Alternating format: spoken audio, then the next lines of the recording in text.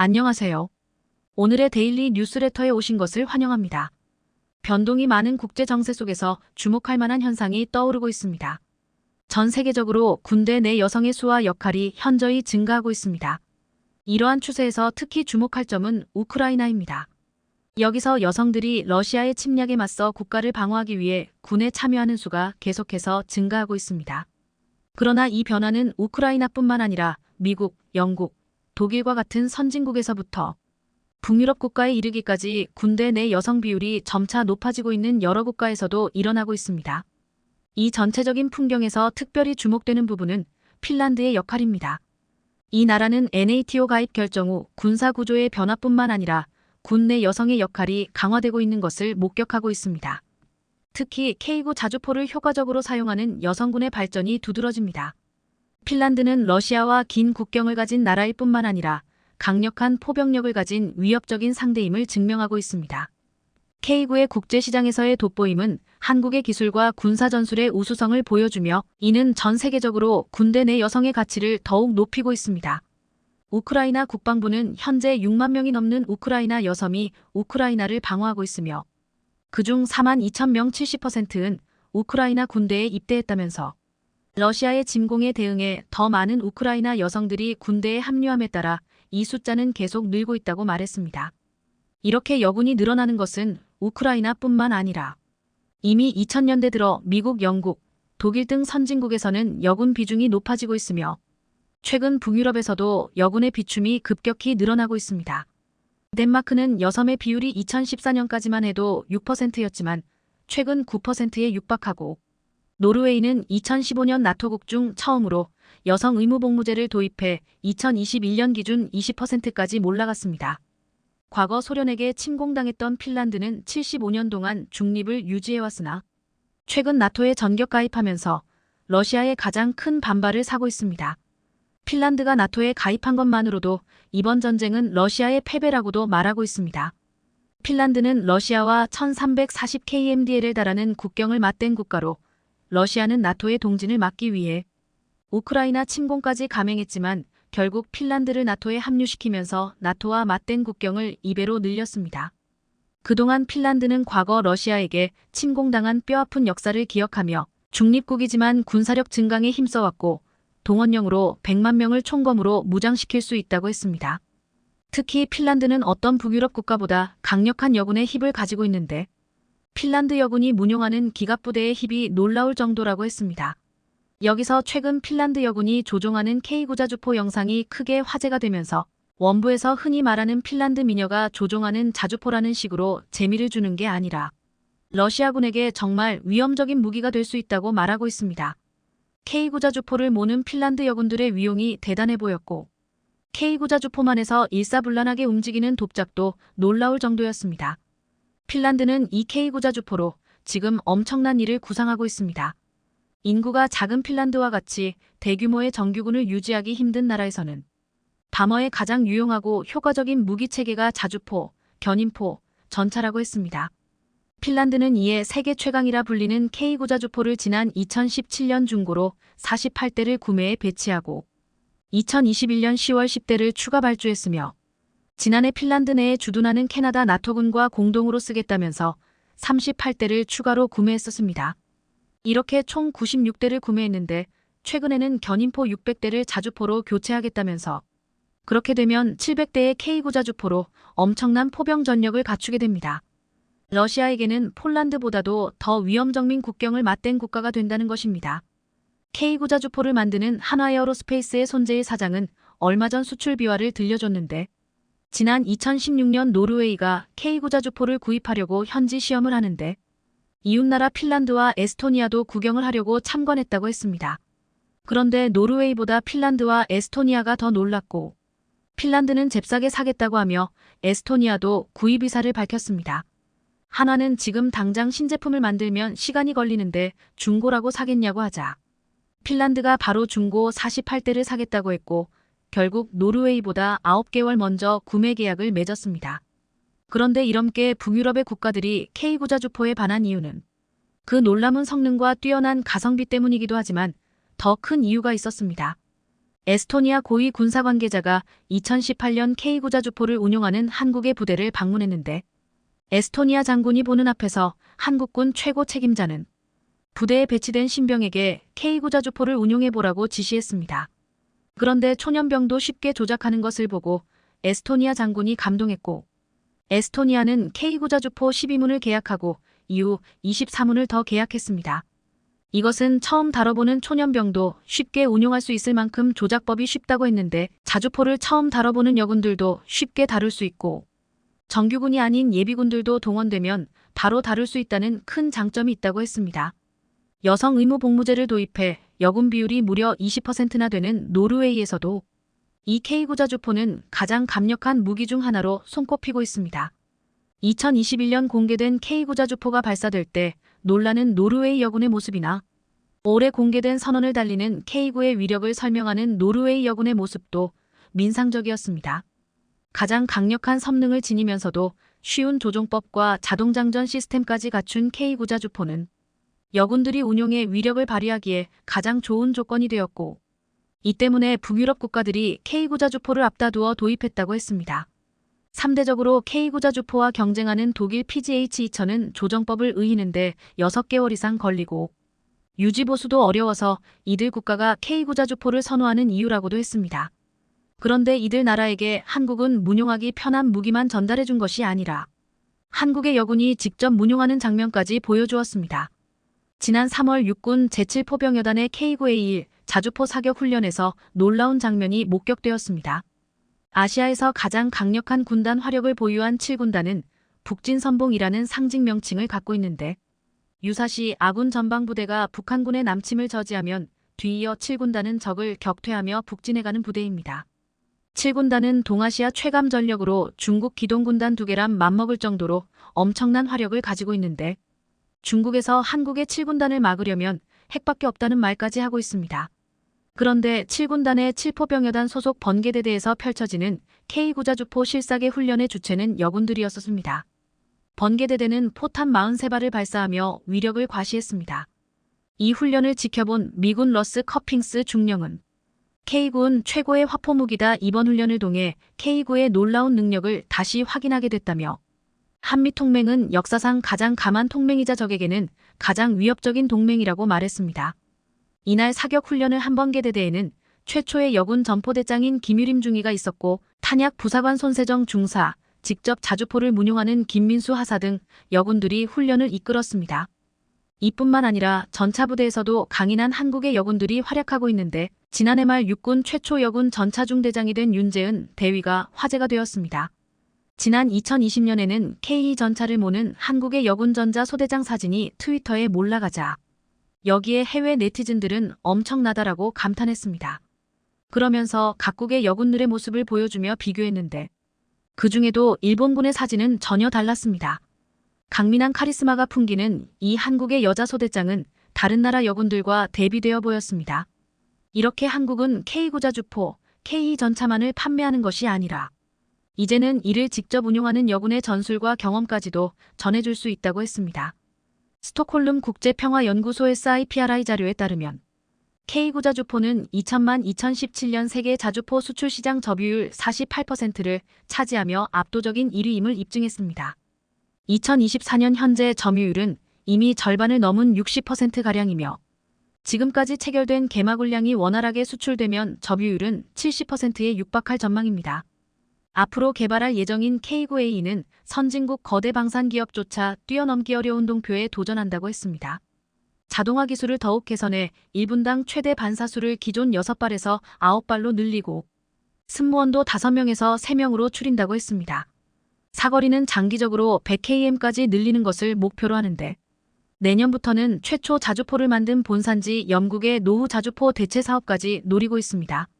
한국은 지금 당장 필요한 무기를 공급하는 것을 넘어 미래의 주역이 될 수 있는 무기까지 만들고 있습니다. 얼마 전 대한민국 육군 3포병여단 육군 38군단 통합 이후 최초로 적 화력 도발 경멸을 위한 장사거리 포탄 사격 훈련을 수행했습니다.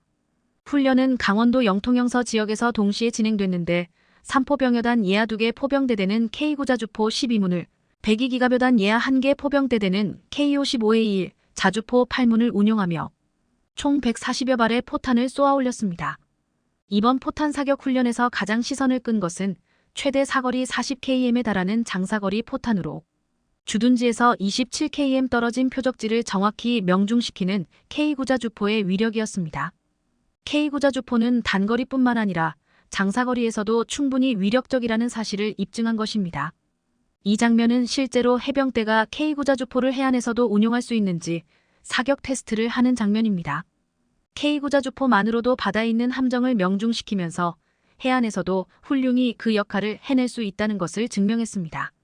이것은 이집트에서도 이미 확인된 바 있습니다. 지난해 초 한화디펜스는 이집트와 2조 원 규모의 K구자주포 수출 계약을 체결해 세계 방산업계에 놀라움을 안겼습니다. 이것은 한국 방산이 아프리카 국가에 국산 자주포를 사상 처음으로 수조라는 쾌거였으며 계약 금액 2조 원은 자주포 해외 수출 역사상 가장 큰 규모였기 때문입니다. 더구나 한화디펜스는 이집트에 K구자주포와 K10 탄약운반 장갑차 등을 공급하는 K9 패키지 수출 계약을 체결했다고 밝혀 한국산 자주포와 탄약운반 장갑차를 세트로 묶어 판매하는 저력을 발휘했습니다. 완제품 초도 물량은 2024년 하반기까지 납품될 예정이며 이후 잔여 물량은 기술 이전 등을 통해 이집트 현지에서 생산하게 되는데 한번 자주포와 탄약운반 장갑차, K11 사격지 휘장갑차까지 판매하면 장비 운용 교육 및 부대, 야전, 창정비 등의 후속 군수 지원도 이루어지기 때문에 판매 이후에도 지속적으로 부가가치가 창출됩니다. 이 계약은 한국과 이집트의 방산 협력 그 초석이 되었고 특히 해군용 K구자주포가 최초로 수출되는 사례여서 K9의 전천후 운용 성능과 신뢰성을 다시 한번 입증한 것이었습니다. 이집트는 해상으로부터 접근하는 적에 대한 방어가 국가방위의 가장 중요한 요소인 나라입니다. 따라서 이집트 해군은 적 수상함에 대한 접근 거부 임무 수행을 위한 해안 방어용 화력체계로 K구자주포를 도입한 것이었습니다. 그렇다면 어떻게 K구자주포는 이집트군의 마음을 사로잡은 것일까요? 한화디펜스의 K구자주포 이집트 수출은 말 그대로 10년에 걸친 인내의 프로젝트였습니다. 그리고 결정적인 한 방은 바로 2017년에 있었던 시험평가에서 K구자주포로 해안으로 접근하는 표적함을 명중시켰고 이것이 이집트군 관계자들을 놀라게 했던 것으로 전해집니다. 이날 K구자주포는 해상 표적함을 한치의 오차 없이 명중시켰습니다. 자주포는 직사화기나 유도무기가 아닙니다. 포탄을 하늘로 쏘아 올려 장애물 뒤에 숨은 적을 타격하는 곡사화기입니다. 게다가 K군 사거리가 40km에 달하는 장거리 무기입니다. 이런 곡사화기로 망망대해를 동해 해안으로 접근하는 가상적 함정을 명중시키는 장면은 이집트군 관계자들에게 화살로 솔방울을 명중시키는 수준의 충격일 수밖에 없었습니다. 더구나 K9 자주포뿐 아니라 단짝격인 K10 탄약운반 장갑차, K11 사격지휘 장갑차까지 함께 수출돼 그 의미를 더했는데 K10은 세계 최초 탄약 재보급 자동화 장치로서 탄약 보급 속도를 높여줍니다. K11 사격지휘 장갑차는 이집트군의 작전 요구 성능 구현을 위해 K10 차제 내부의 포병 사격 지휘 체계와 각종 정찰 탐지 및 통신 장비 기능을 탑재한 차량으로 K9 자주포가 신속하고 정확한 사격 임무를 수행할 수 있도록 통제하는 이집트 맞춤형 모델입니다. 실제로 K9는 이집트의 방위에 핵심적인 역할을 수행하고 있습니다. 2023년 5월에도 모하메드 살라헬딘 무스타파 이집트 군수생산부 장관이 K9 생산기지인 이집트 국영 무기 제조시설 팩토리 200을 찾아 최고 수준의 품질을 주문했습니다. 팩토리 200은 이집트의 무기 기술을 집결한 장소입니다. 이곳에서 에밀 에이브럼스 탱크와 군용 차량이 조립되고 있으며 특히 한화에어로스페이스로부터 이전받은 기술을 토대로 이집트가 K9 자주포 생산을 추진하고 있는 곳이기도 합니다. 한마디로 이집트 방산기술 국산화 핵심 거점인데요. 한화는 이집트의 무기 제조시설 팩토리 200에서 자주포 생산을 하는 동시에 나아가 아랍과 아프리카 등의 또 다른 방산 무기 수출을 위한 교두보로 삼고 있습니다. 모하메드 아흐메드 모르시 이집트 방산물자부 장관은 K9 획득을 원하는 많은 중동과 아프리카 국가들과 이미 양자 협상을 시작했다고 밝혔습니다. 그만큼 K9 자주포를 원하는 나라들이 많다는 반증입니다. 러시아 우크라이나 전쟁에서 첨예한 포격전이 진행되자 포격 후 빠르게 현장을 이탈할 수 있는 자주포의 중요성은 점점 더 커지고 있습니다. 우크라이나와 러시아 모두 인공위성 및 드론을 이용해 실시간으로 적의 위치를 파악해 포격을 퍼붓고 있고, 또 대포병 레이더가 대거 배치되면서 상대편의 대응 사격도 빨라지고 있기 때문입니다. 이 과정에서 얼마나 빨리 정확하게 포격을 하고 신속하게 이동할 수 있는지 여부에 따라 각국 자주포의 희비가 엇갈릴 전망인데요. 따라서 미국산 다연장 로켓 발사대인 고속기동포 병로켓 시스템 하이마스가 전장이 핵심 무기로 떠오른 데 이어 자주포의 공급도 줄을 잇고 있습니다.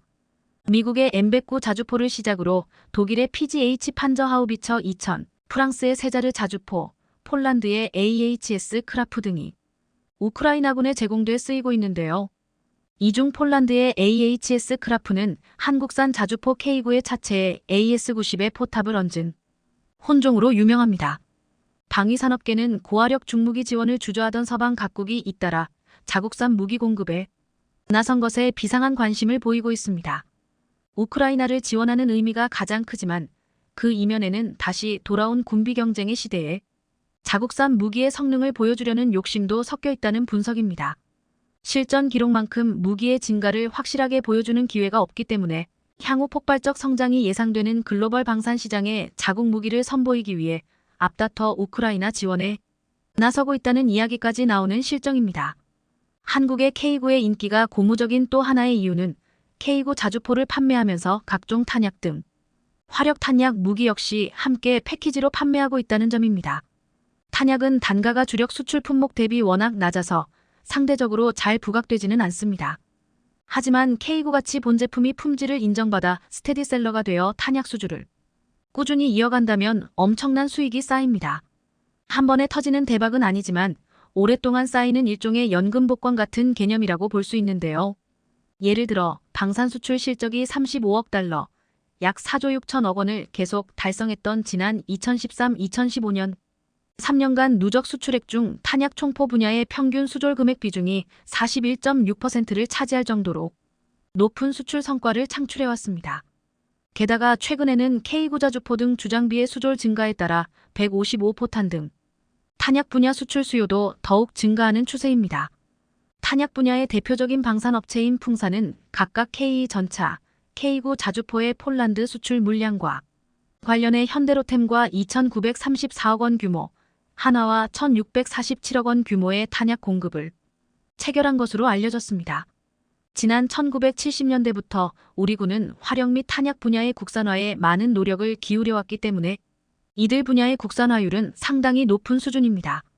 국방기술진흥연구소가 지난 2021년 발표한 국가별 국방과학기술 순위를 기준으로 화포체계 분야는 세계 4위권, 탄약체계 분야는 세계 8위권으로 나타났습니다. 우리나라의 종합적인 순위가 세계 9위권, 세계 최고 수준 대비 79%라는 점을 고려하면 화력 탄약 분야의 기술 역량이 타 분야 대비 더욱 앞서 있음을 알 수 있습니다. 최근 러시아 우크라이나 전쟁 양상을 살펴보면 자주포 등 화력 분야 무기 체계의 중요성이 다시금 부각되고 있고, 지속해서 전투력이 발휘되기 위해서는 충분한 수량의 탄약을 비축하는 것이 필수적이라는 사실이 증명됐습니다. 방산 수출 경쟁력은 제품 자체의 경쟁력뿐만 아니라 업체의 경쟁력과 부가 서비스 경쟁력 등을 종합한 결과입니다. 쉽게 말하면 자동차도 많이 팔려야 부품값이 내려가고 유지보수가 편리해져 경쟁력이 생기는 것과 비슷한 이치입니다. K9 자주포는 국내와 해외 시장에서 2,000대 이상의 물량이 운영되고 있기 때문에 이미 장비 신뢰성과 군수 지원의 용이성 등은 충분히 검증됐고, 규모의 경제 측면에서도 가격 대비 성능이 매우 우수하다고 평가받고 있습니다. 이제 한국방산은 글로벌 자주포 시장 1위에 오른 K9의 인기를 힘입어 폴란드를 넘어 유럽 시장을 넘보고 있습니다. 한화는 K9 자주포를 계속 업그레이드하면서 차세대 자주포 개발도 구상 중입니다. 사거리를 71,100km까지, 분당 발사 속도를 10발까지 늘리는 한편 첨단 무인화 기술을 적용해 유무인 복합 운용이 가능하도록 할 계획인데요. 한화는 세계 최대 방산 기업인 로키드 마틴 등과 팀 썬더를 구성해 영국 자주포 획득 사업에도 K9A 모델을 기반으로 참여할 계획입니다. 나아가 미국 사거리 연장 자주포 사업에도 자동화 포탑 솔루션을 제안할 예정입니다. 대한민국 방위산업이 한 단계 업그레이드되어 미래형 방산 분야를 빠르게 선점하길 기대해봅니다. 우리의 KF-21 전투기는 KF-X 사업의 착수 이후 약 20년이라는 세월을 투자해 이룬 집념의 성과인데요. 고난과 역경을 이겨낸 시간만큼 앞으로는 시련이 없을 것 같았지만 역시 현실은 냉정한 것 같습니다.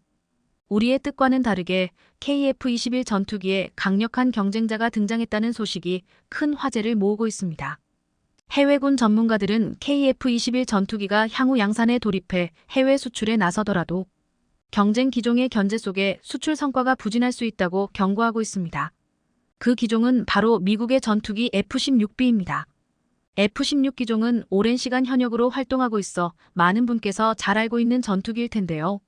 어떻게 해외에서는 최신형인 KF-21과 F-16B가 비교 대상이 되었는지와 두 기종을 현재의 기점에서 비교해 보겠습니다. F-16V 전투기는 미국의 록히드 마틴사에서 제조되었으며 미국, 대한민국, 대만 등 여러 나라에서 다목적 전투기로 사용되고 있습니다. 대한민국 공군은 기존에 보유하고 있던 F-16CD형 전투기를 F-16V 사양으로 개량하고 있으며 미 공군 역시 F-16 전투기를 도입하여 사용하고 있습니다. 최근 록히드 마틴이 F-16V 블록 70을 성공적으로 완성하면서 KF-21 전투기의 경쟁 대상으로 떠오르고 있는데요. 기존의 F-16이 4세대 전투기였다면 이번 성공한 F-16V 블록 70은 4.5세대 전투기의 성능을 갖추고 있습니다. 이 때문에 한국의 KF-21과 해외 시장에서 겹칠 수밖에는 없는 상황인데요. 록히드 마틴은 새로 발표한 F-16B는 최소 2060년까지 활약할 수 있다고 전했으며 미국 공군 참모총장 또한 현재 공군이 운영 중인 F-16 전투기를 대체하기 위해서 세부 검토에 들어갔다고 언급했습니다.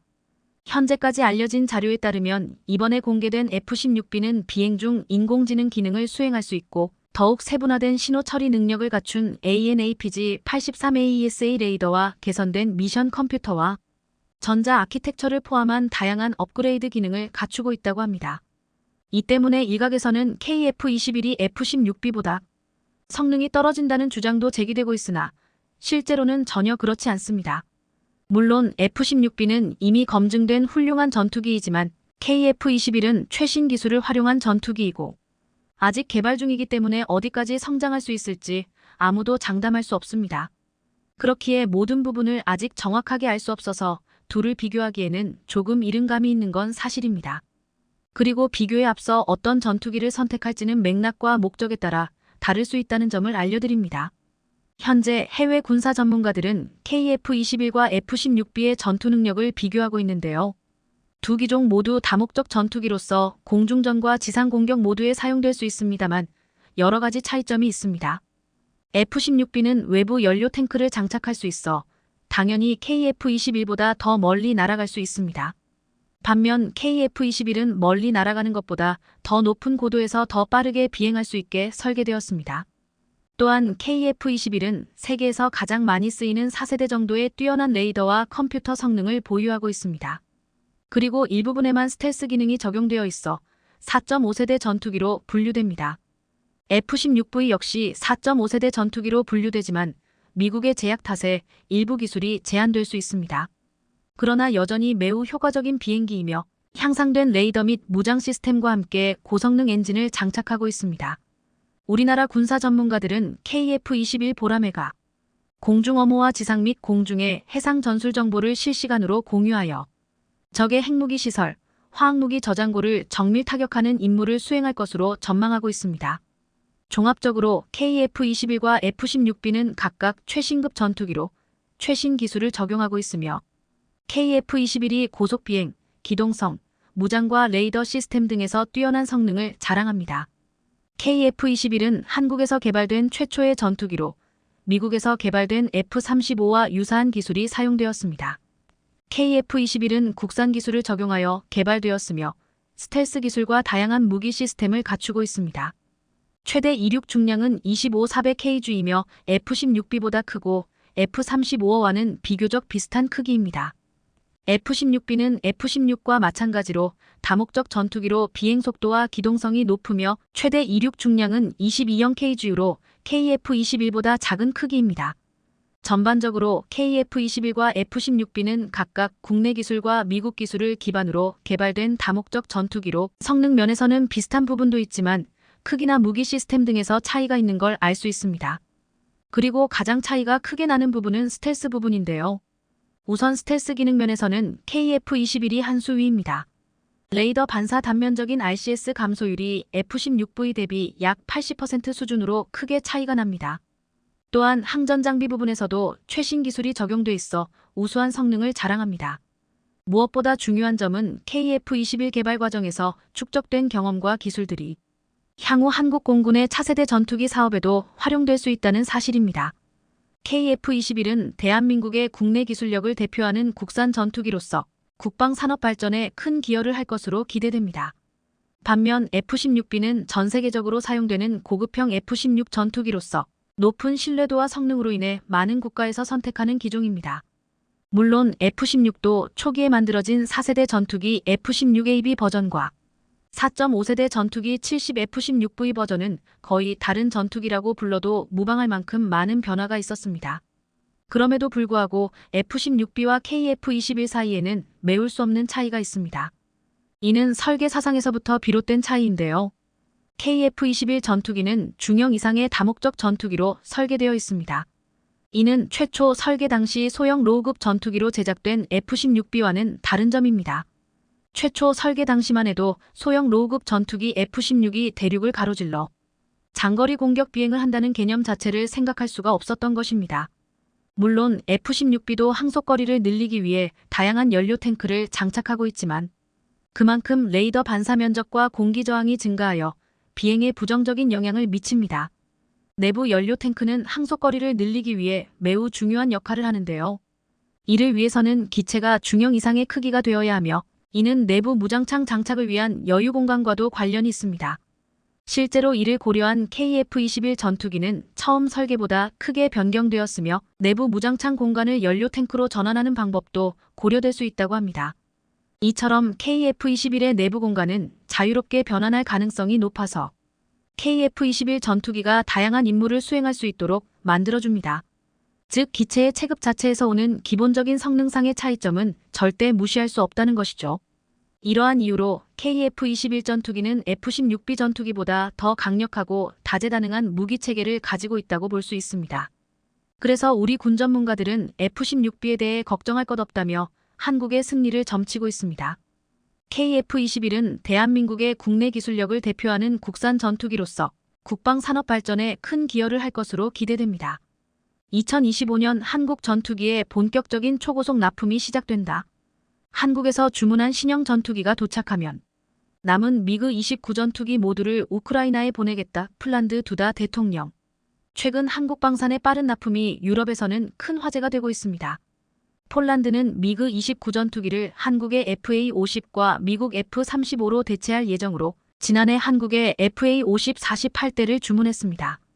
한국은 폴란드와 계약한 FA-50 48대 중에 TA-50 블로기를 부분 변경해 12대를 먼저 납품하고 폴란드 요구사항에 맞춰 새롭게 제작해 36대를 2025년부터 2028년까지 전달해주겠다고 했습니다. 1차적으로 납품하는 12대는 올해 8월 2대를 시작으로 12월까지 총 12대를 납품 완료할 예정입니다. 그런데 올해 안에 납품하는 12대의 FA-50을 두고 폴란드의 빠른 전투기 도입 의지에 따라 납품 간격을 메운다는 의미의 갬 필러의 필러라고 부르고 있습니다. 한국은 그만큼 지금 전력의 공백을 빠르게 메울 수 있는 기회이자 수단이 되고 있습니다. 그런데 FA-50 또한 K2전차처럼 초도 물량이 예정된 8월보다 3개월 앞당긴 5월에 전달할 예정으로 국내 항공 관계자는 FA-50 초도 물량을 빠르게 인도하면 K방산의 장점인 빠른 납기를 보여주는 또 다른 사례가 될 수 있다라고 말했습니다. 이렇게 되면 인근 국가인 슬로비키아, 체코 등에서도 K방산에 대한 관심이 더욱 커질 것이라고 했습니다. 실제 슬로바키아는 지난해 국방부 장관이 방한해 FA-50에 대한 관심을 공개적으로 표명하고 오전 900억 규모의 도입을 검토하고 있습니다. 이렇게 한국산 무기를 빠르게 도입하면서 군사 전력을 키우고 있는 폴란드는 자신들이 새 유럽의 리더라고 전명하고 나섰습니다. 마테우슈 모라비에츠 폴란드 총리는 11일 미국을 방문해 백악관에서 해리스 부통령을 만났습니다. 모라비에츠 폴란드 총리는 러시아와의 관계에서 옛 유럽은 실패했다. 하지만 러시아 공산주의가 어땠는지 기억하는 새 유럽이 있다. 폴란드는 바로 이 새 유럽의 지도자다. 라고 말했습니다. 폴란드는 미국과 영국에 이어 세 번째로 우크라이나에 무기 지원을 많이 한 나라로 나토와 EU는 폴란드의 행보를 주시하고 있는데 이렇게 폴란드의 입김이 세진 것은 분명히 한국을 파트너로 삼았기 때문이라고 말하고 있습니다. 폴란드는 K2전차, K9자주포, FA50 경공격기 등을 도입하고 조기에 납품받고 있으며 최근 미국 정보기관으로 추정된 문건에 우리가 만든 포탄 33만 발이 수출되는 것도 확인되고 있습니다. 한국은 지금 최대 강점인 빠른 납기를 무기로 지금 당장 무기가 필요한 나라들에게 폴란드를 통해서 그 능력을 보여주고 있습니다. 이렇게 빠른 납기가 가능한 이유 중 하나는 한국은 최첨단 공장을 갖추고 있다는 것입니다.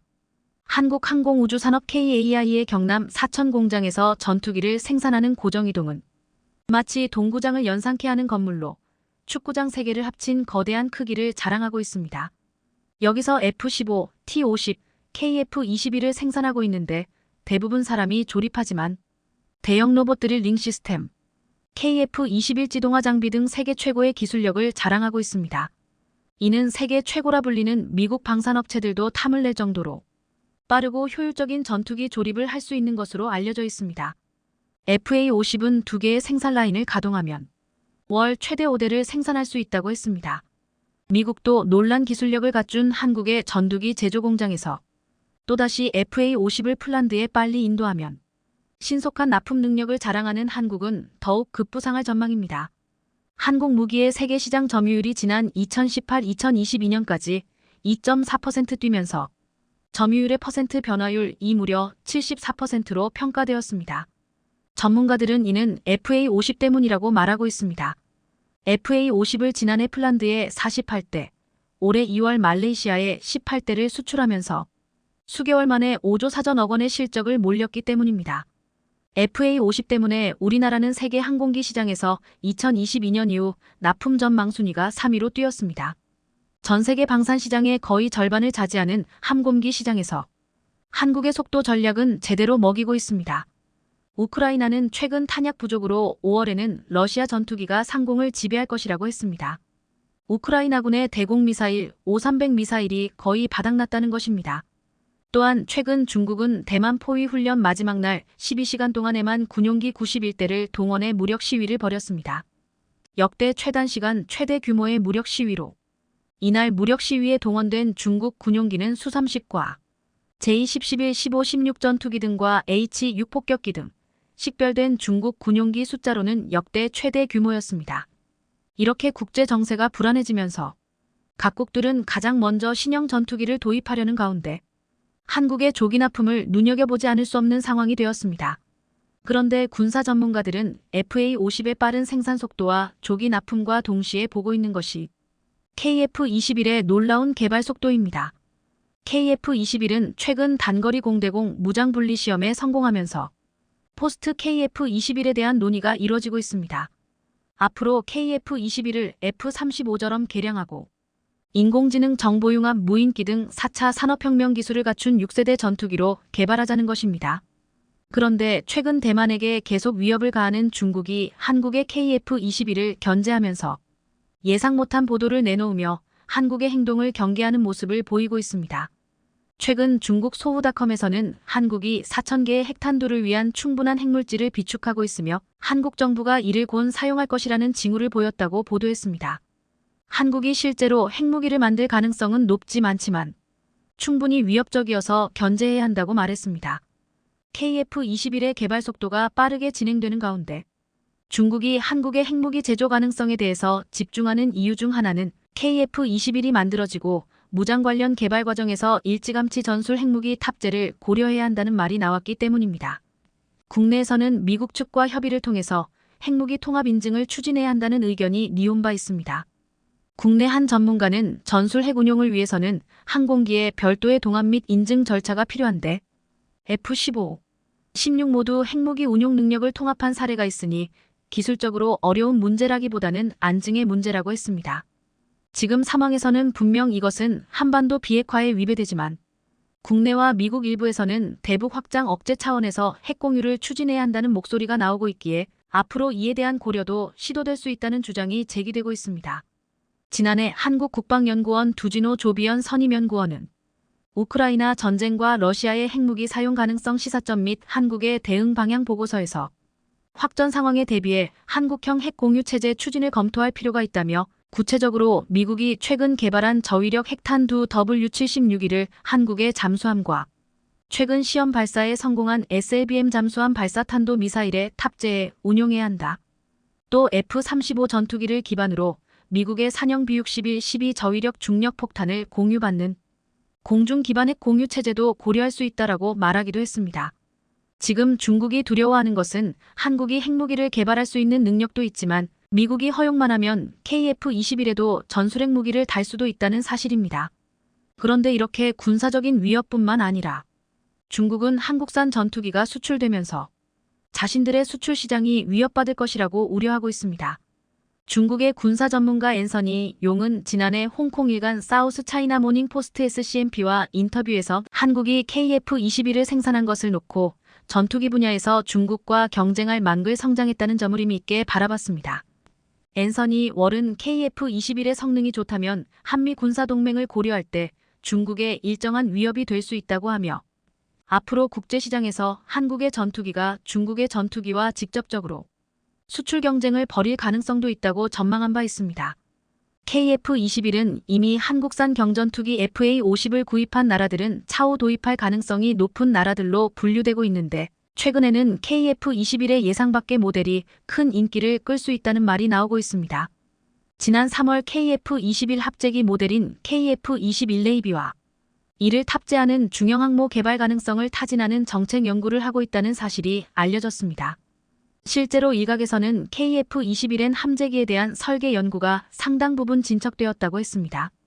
몇 해 전부터 미국산 F-35 함재기의 가격이 엄청나기 때문에 국산 모델로 대체하자는 이야기가 나왔는데 KF-21N 자체 개발로 가져다주는 이득이 엄청날 것이라고 말하고 있습니다.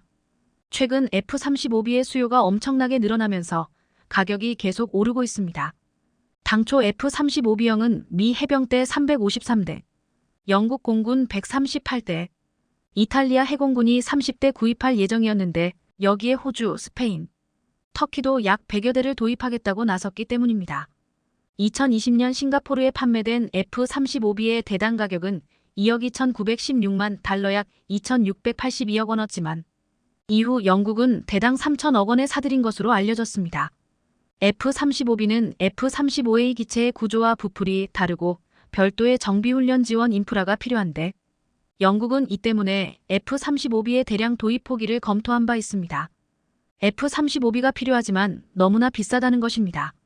하지만 KF-21N의 도입 예상 가격은 1,500억 원으로 소프트웨어 개선을 비롯한 추가 비용이 필요 없고 또한 이를 수출할 수 있다는 이점이 있습니다. 만약 한국이 KF-21자재 개발을 한다면 중항모와 함께 한국 해상전력의 핵이 되는 것뿐만 아니라 추후에 KF-21을 도입하려는 국가들에게 수출까지도 할 수 있을 것으로 보고 있습니다. 한국은 FA-50으로 미국 시장을 도전하겠다면서 전 세계 1,000대 수출을 목표로 하고 있습니다. 그리고 이제 KF-21의 개발을 서두르며 빠르게 전력화하며 수출까지 모색하고 있습니다. 지금 무기가 빠르게 필요한 나라들은 최고의 생산 속도를 자랑하는 한국에게 러브콜을 보내고 있습니다.